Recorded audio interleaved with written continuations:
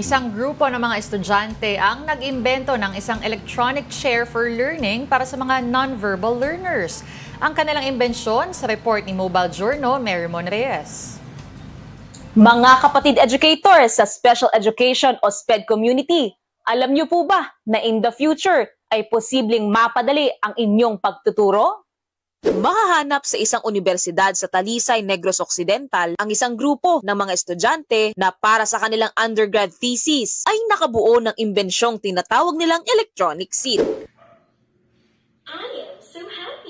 Nakakatulong daw ito sa communication ng non-verbal learners na may autism spectrum disorder. Ayon sa kanila, isa itong engaging na upuan kung saan maaaring makipag-usap ang estudyante sa kanilang teacher sa pamamagitan ng pagpindot sa mga built-in buttons na nasa upuan at mayroong audio feedback na maririnig ng mensaheng gustong iparating. Before, it was just a school seat from some computer engineering technology students who helped us to convert the seat. So we opt to utilize this electronic chair po for them to express their needs and preferences and for them to respond to communication opportunities. Naging pagsubok daw ang pagpapakilala ng mekanismo na ito, lalo pa raw na zero o kaya naman ay limitado ang skills na kayang gawin ng SPED student participant. Pero matapos ang ilang linggo, nasilip daw nila ang positive impact nito para sa non-verbal learner. Pagkatapos pong masubukan ng participant namin yung electronic seat,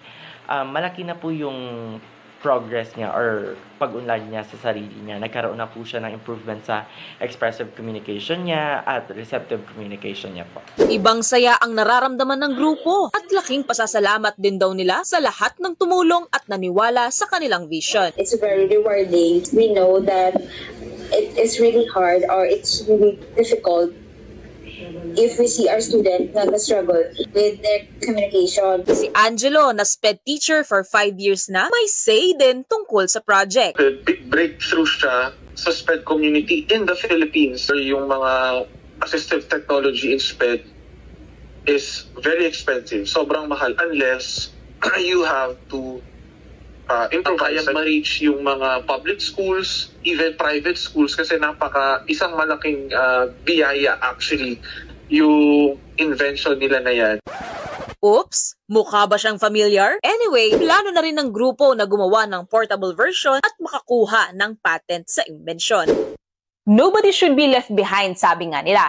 Kaya pagdating sa pagkatuto, kailangan ng pasensya, creativity, at suporta sa mga educative innovations.